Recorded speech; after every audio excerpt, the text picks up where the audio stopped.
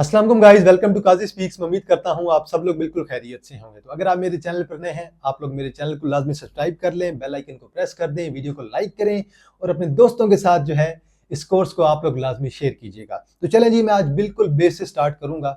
Stock market क्या होती है, मैं चीज़ों को बिल्कुल भी कम्प्लेक्स आज नहीं करने वाला। तो चले जी, पहले आपको मैं ज़रा कंपेरिजन करके देना चाहता हूँ कि भाई स्टॉक मार्केट में और कंज्यूमर मार्केट में क्या डिफरेंस है। तो पहले हम स्टार्ट करते हैं जरा कंज्यूमर मार्केट से। तो लेट्स सपोज मुझे एक लैपटॉप चाहिए और मैं जाता हूँ मार्केट में, तो मैं शॉप वाले को कहता हूँ यार ये लैपटॉप मुझे चाहिए, ये जो है स्पेसिफिकेशन मुझे चाहिए। वो मुझे लैपटॉप दिखाता है, कहता है ये 1 लाख का है। मैं उसे 1 लाख दे देता हूँ और उससे लैपटॉप जो है मैं ले लेता हूँ। तो अब मैं कौन हूँ? कंज्यूमर। और शॉप वाला कौन है? सेलर। अब जो मैंने उसे 1 लाख दिया वो उसका हो गया है और जो लैपटॉप है वो अब मुकम्मल तौर पर मेरा हो गया है। लेकिन स्टॉक मार्केट जो है थोड़ी अलग है। जैसे आप लोगों की फैमिली में ना जायदादें चल रही होती हैं, ये इसके नाम पे है, ये इसके नाम पे है, अभी तक जो है इसका बंटवारा होना है। तो ये यहाँ पे भी इस किस्म की हिस्सेदारी होती है स्टॉक मार्केट में। यकीनन अभी आपको ये बात समझ नहीं आई होगी, लेकिन अगर हम आगे चलते हैं और आपको मैं ज़रा एक्सप्लेन करके बताता हूँ। लेट्स सपोज मेरी एक कंपनी है फूड की, मैं जिसमें पिज़्ज़ा हो गया, shawarma, burger, cold drinks, then जो है फ्रेश जूस वगैरह जो है मैं सेल करता हूँ। तो मेरी अभी एक ही ब्रांच है जो कि लाहौर में मुस्लिम टाउन में है। और अब मैं ये चाहता हूँ कि मैं पाकिस्तान के मज़ीद जो सिटीज़ हैं जैसे कि पेशावर हो गया, कराची हो गया, इस्लामाबाद हो गया, रावलपिंडी हो गया, वहाँ भी अपनी ब्रांचेज़ ओपन करना चाहता हूँ। लेकिन मेरे पास जो है ना पैसा नहीं है। मैं कहता हूँ यार अब पैसा कहाँ से आए? फिर मैं सोचता हूँ कि यार मैं ना ऐसे करता हूँ, स्टॉक मार्केट में जाता हूँ, वहाँ पे अपनी कंपनी जो है मैं लिस्टेड कराता हूँ, वहाँ से पैसा लाता हूँ। अब ये मेरे ज़हन में एक आइडिया आया है। अब मैं ऐसे करूँगा कि पीएसएक्स वालों से जाके राब्ता करूँगा और उनसे कॉन्टैक्ट करूँगा कि मैंने अपनी कंपनी, अभी जो मेरी अनलिस्टेड कंपनी है, ये मैं यहाँ पे लिस्टेड कराना चाहता हूँ। और वो मुझे अपना क्राइटेरिया बताएँगे, मैं उनका सारा क्राइटेरिया सुनूँगा, उनका क्राइटेरिया मुकम्मल तौर पे फॉलो करूँगा। अब नेक्स्ट स्टेप होता है इनिशियल पब्लिक ऑफरिंग, आईपीओ। अब आईपीओ इस तरह होती है कि जब भी कंपनी अपने कोई शेयर्स लॉन्च कर रही है ना, तो फर्ज करें मेरी जो फूड की कंपनी है ना, मैं जो है अपनी जो है तकरीबन 100 करोड़ शेयर जो है मार्केट में लॉन्च करना चाह रहा हूं और पर शेयर की मैं प्राइस रखूंगा 1 रुपए। टोटल शेयर्स मैंने आपको बताया 100 करोड़ और एक शेयर की प्राइस कितनी होगी? 1 रुपए। अब मैं वो शेयर्स अपने सारे मार्केट के अंदर लॉन्च करना चाह रहा हूँ।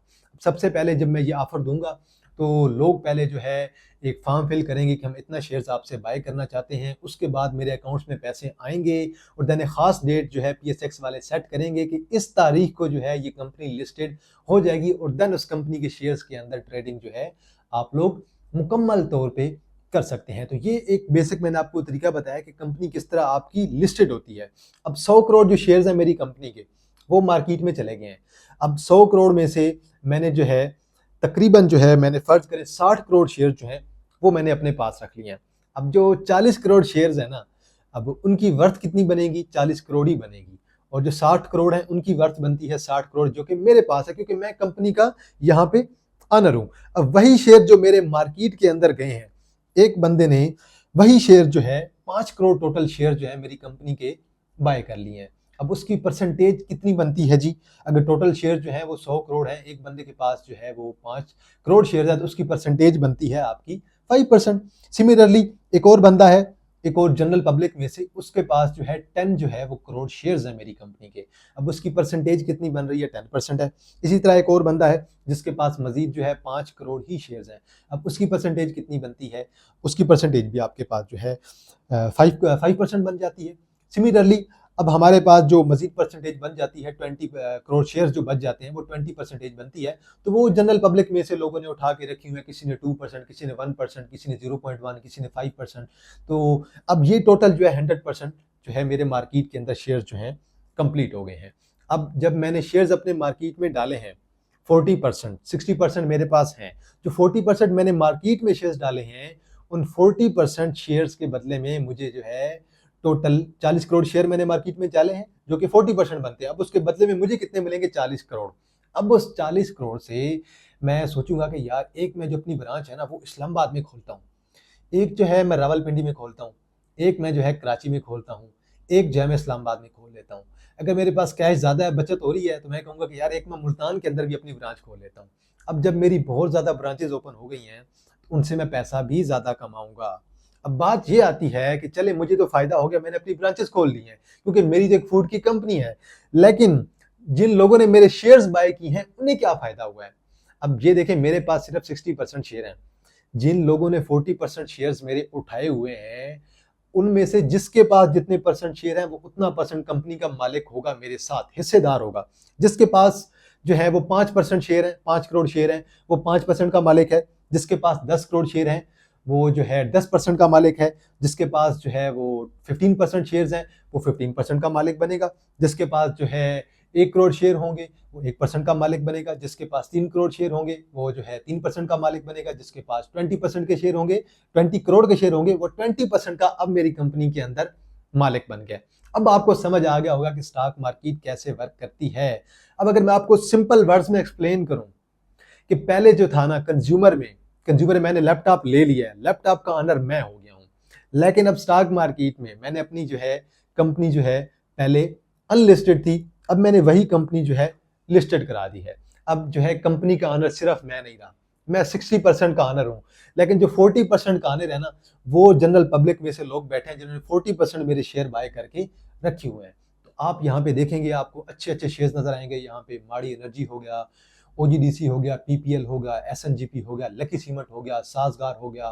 देन आपको मजीद जो है फार्मा सेक्टर में से भी अच्छे खासे शेयर नजर आएंगे। देन सीमेंट सेक्टर में से आपको शेयर नजर आएंगे।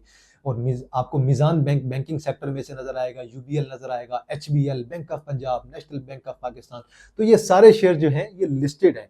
इनके कुछ जो शेयर्स हैं ये मार्केट के अंदर मौजूद है और कुछ जो है शेयर जो है कंपनी ने खुद होल्ड करके रखे हुए हैं। जैसे मैंने अपनी कंपनी के जो है 60% शेयर जो है होल्ड करके रखे हुए हैं। अब हम आगे बात करते हैं कि अकाउंट्स की टाइप्स कौन सी होती हैं। जब हम आगे चलेंगे दूसरे तीसरे लेक्चर में, तो आगे मैं आपको बताऊंगा कि अकाउंट आप लोग ओपन कैसे कराएंगे। बेसिकली जो है आपके पास 3 टाइप के अकाउंट्स होते हैं। पहला होता है सहूलत अकाउंट, जो कि सिर्फ और सिर्फ स्टूडेंट्स के लिए होता है और उसमें आपको जो है अपनी जो है पे स्लिप वगैरह जो है नहीं देनी पड़ती है, सिर्फ और सिर्फ स्टूडेंट्स के लिए होता है। तो आप लोग इजीली वो अकाउंट ओपन करवा सकते हैं। लेकिन उसका इशू ये है कि उसकी जो लिमिट होती है ना, आप सिर्फ 10 लाख ही उसके अंदर इन्वेस्ट कर सकते हैं। अगर 10 लाख से अमाउंट बढ़ती जाएगी, आपको अमाउंट जो है 10 लाख से कम करनी होगी। तो ये लिमिट का एक इसके अंदर इशू आ सकता है और आप सिर्फ और सिर्फ रेगुलर मार्केट में काम कर सकते हैं। आगे चल के मैं आपको बताऊंगा कि रेगुलर मार्केट क्या होती है, फ्यूचर मार्केट क्या होती है एंड ऑड मार्केट क्या होती है।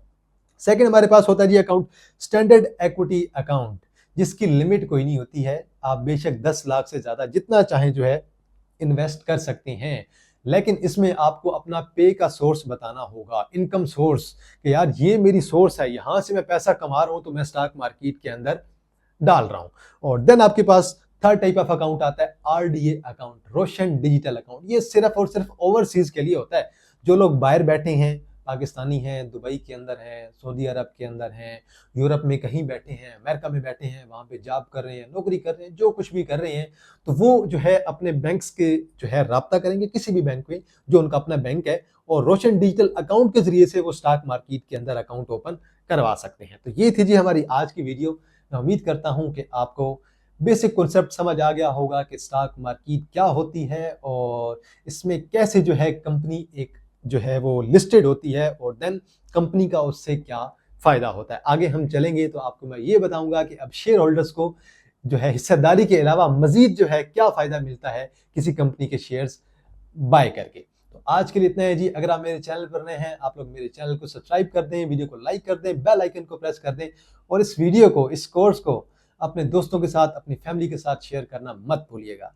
तो इंशाल्लाह जी आप लोगों के साथ दोबारा मुलाकात हुई एक नई वीडियो के साथ, एक नए को लेक्चर के साथ। तब तक आप लोग अपने ख्याल रखिएगा। अल्लाह हाफिज, फी अमानिल्लाह।